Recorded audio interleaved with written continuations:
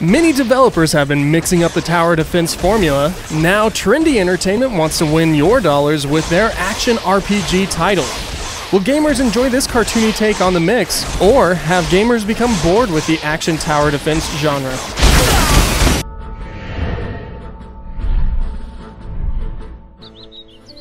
Etheria was once a land of living legends. Set in a fantasy world, the four greatest heroes have sealed away evil and left to help other realms.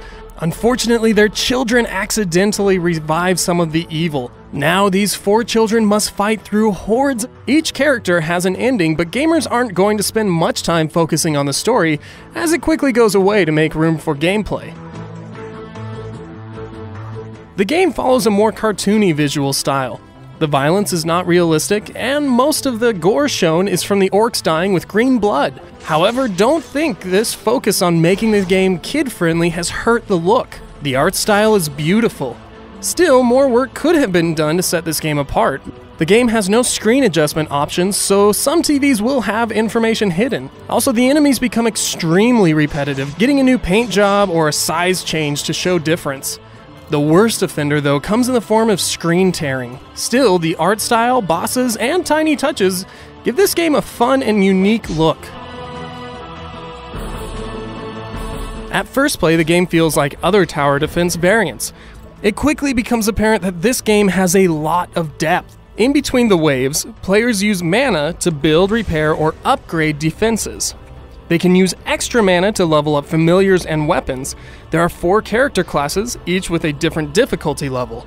The wizard is for beginners, offering powerful towers and ranged attacks. Next, the warrior prefers close combat and uses a mixture of towers. The huntress comes next, and the monk has the hardest difficulty. As characters level up, more magic and towers become available. Customization comes in character paint schemes and allocating points to match playstyle. Between dungeons, players can go to their taverns where they can purchase or sell items and familiars or show off their achievements. With the hordes of enemies, the game encourages multiplayer, local or online.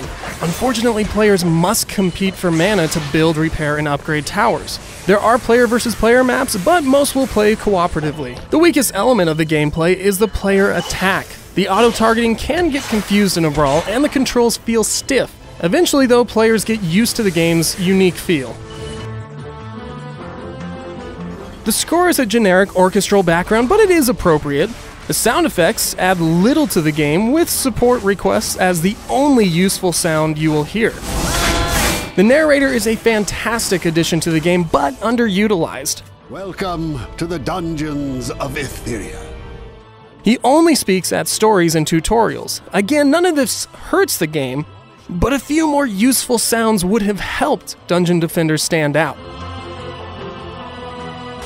Dungeon Defenders is worth the price. By focusing more on tower defense with action RPG, the game does stand out. More work could have been done on the graphics and sound, but if gamers give this a chance, they will find a surprisingly unique and challenging experience.